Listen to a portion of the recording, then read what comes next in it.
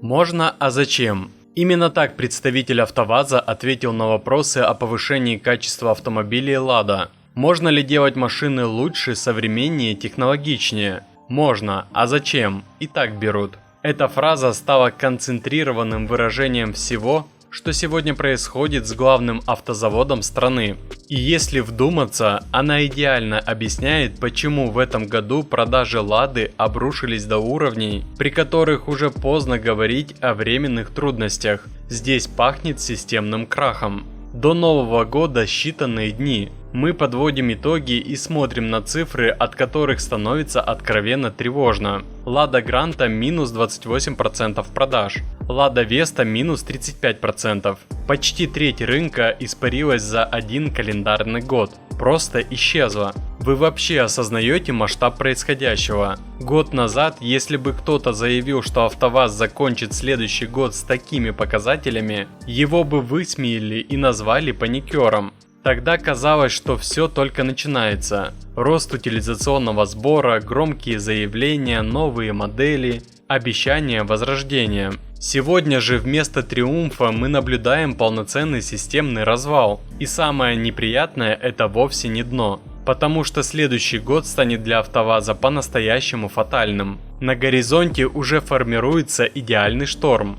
3 удара, каждый из них опасен сам по себе. Вместе смертельные. Сегодня мы разберем по шагам, что пошло не так, кто принимал эти решения и остались ли у завода хоть какие-то шансы выжить. Это расследование о том, как некогда легендарное предприятие методично подкапывает собственный фундамент.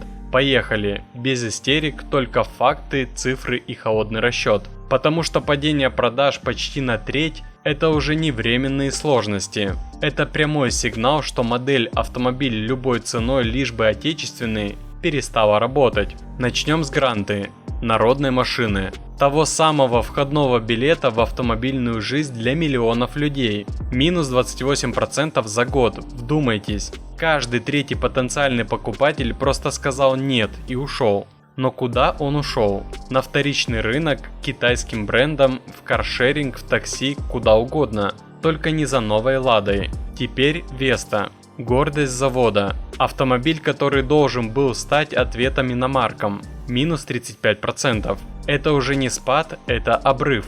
Это когда треть рынка исчезает за 12 месяцев, и никто не может сделать вид, что все под контролем. Пока у нас тут каждый месяц новости одна хуже другой, утильсбор растет, машины дорожают, а выбор на рынке сжимается. Многие задаются простым вопросом, а есть ли вообще сейчас адекватные варианты купить нормальную машину за вменяемые деньги? Особенно с учетом всех новых ограничений. 160 лошадиных сил потолок для льготного ввоза. Все, что выше, сразу другие деньги. Другие платежи, другой смысл покупки. И вот в этой реальности люди продолжают смотреть не на то, что стоит у дилера сегодня, а на привоз под заказ, в том числе из Кореи и Китая. Хочу порекомендовать ребят из АвтоВАЗ Car. Они давно, честно и качественно занимаются поставками автомобилей из Кореи и Китая в Россию и работают уже с учетом всех текущих правил, утильсборов, ограничений по мощности и нюансов по оформлению. Что важно, это не история «берите что есть», а из огромного выбора подбирают конкретный автомобиль под ваш бюджет и задачи. Заранее считают все платежи, сразу говорят итоговую цену, а не так, что в конце внезапно ой, еще плюс пару сотен. Если говорить про Корею, это понятные живые машины с нормальной комплектацией, без сюрпризов и с реальной историей.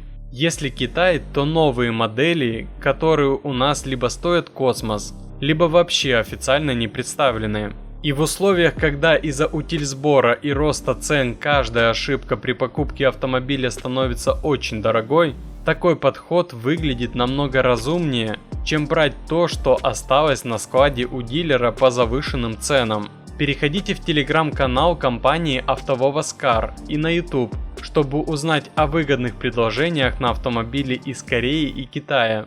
Там регулярно публикуются актуальные объявления с лучшими ценами и вариантами. Долгое время АвтоВАЗ выполнял понятную миссию – делать доступный личный транспорт. Первая машина – простая, дешевая, своя. Но в этом году этот входной билет внезапно оказался недоступным для своей же аудитории. И именно здесь начинается самое мрачное. Завод угодил в классическую экономическую ловушку – спираль смерти. Механика проста до банальности. Продажи падают, выручка сокращается. Чтобы покрыть постоянные расходы, завод повышает цены. Рост цен еще сильнее давит на спрос. Продажи падают еще глубже. Круг замкнулся. Разорвать его можно только жесткими и болезненными решениями. Но вместо этого мы слышим оправдания, перекладывание ответственности и фразы в стиле «можно, а зачем?». Похоже, руководство всерьез уверовало в вечность своей монополии, в то, что покупатель все проглотит, в то, что патриотизм автоматически перекрывает здравый смысл. Спойлер, не перекрывает. Цифры продаж бьют по этой иллюзии ежедневно. И чтобы понять, откуда взялась эта катастрофа, достаточно открыть официальный прайс-лист АвтоВАЗа. Берем свежий прайс. Маркетинговая картинка выглядит красиво. Базовая Лада Гранта в комплектации стандарт 750 тысяч рублей. Почти праздник, почти как раньше. Вот только на практике такой машины не существует.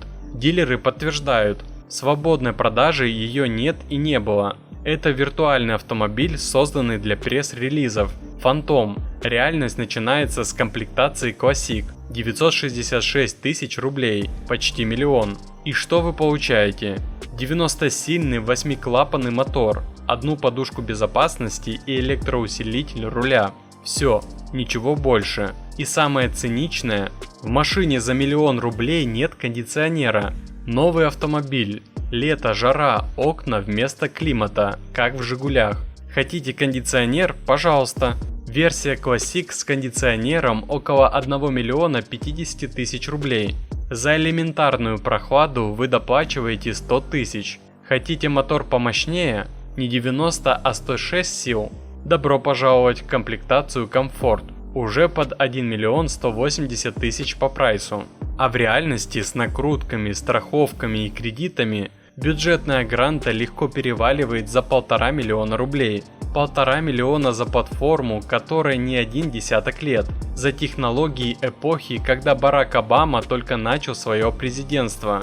И рынок просто не способен переварить такие цены. Потому что за эти деньги можно купить свежего корейца на вторичке, надежного японца или двухлетний китайский кроссовер с турбомотором и нормальным оснащением. А тут вам предлагают Гранту с барабанами сзади, одной подушкой безопасности и салоном, который мало отличается от времен Калины. Самое печальное, целевая аудитория Гранты получает 30-40 тысяч рублей в месяц. Для этих людей 1,5 миллиона – это космос.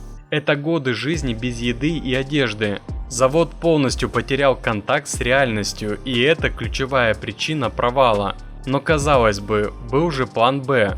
Новая модель Лада Искра. Та самая надежда, которая должна была все исправить. Убийца бюджетных иномарок. Обещали современность, рывок, новую философию. А потом появился прайс-лист. И стало ясно. Искра не спасет ситуацию, она ее усугубляет. Самая простая версия с механикой и 90-сильным мотором стартует от 1 250 000 рублей. На 500 000 дороже мифической базовой Гранты. А основная аудитория Искры – город, пробки, автомат. И версия с вариатором начинается от 1,5 миллиона рублей. Топовая версия 1 700 000. За что? За автомобиль Б-класса с балкой сзади, барабанными тормозами и мотором 1.6. Технически это набор старых решений, просто упакованных в новый кузов. И здесь потребитель включает калькулятор, потому что за 1,7 миллиона рынок предлагает Haval Jolion и Chery Tiggo 4, кроссоверы с турбомоторами, нормальной шумоизоляцией, мультимедиа и полным набором систем безопасности. Покупатель садится в Искру, слышит скрип пластика, чувствует слабый мотор, смотрит на вариатор с сомнительной репутацией и делает вывод: Искра оказалась зажатой между двумя мирами. Для такси и регионов слишком дорогая. Для конкуренции с иномарками слишком простая. И вместо признания ошибок мы сделали то самое. Можно, а зачем? Это не оговорка, это мировоззрение. Это философия управленцев. Зачем делать лучше, если и так купят? Зачем стараться, если можно прикрыться патриотизмом и санкциями? Работать как японцы никто не хочет. Это и есть оправдание технологической лени. Пока китайские бренды за 10 лет прошли путь от насмешек до мирового лидерства, у нас продолжают бесконечно модернизировать моторы из 80-х. И сегодня покупатель слышит не оправдание, он слышит «нам все равно» и голосует рублем. Уходит к китайцам на вторичку, в каршеринг, минус 28% по гранте, минус 35% по весте. Вот и ответ рынка. Конец АвтоВАЗа уже рядом. Кредитная удавка, китайский демпинг, вторичный рынок. И если завод не сделает радикальный выбор, он превратится в нишевого поставщика для госструктур. Других сценариев нет.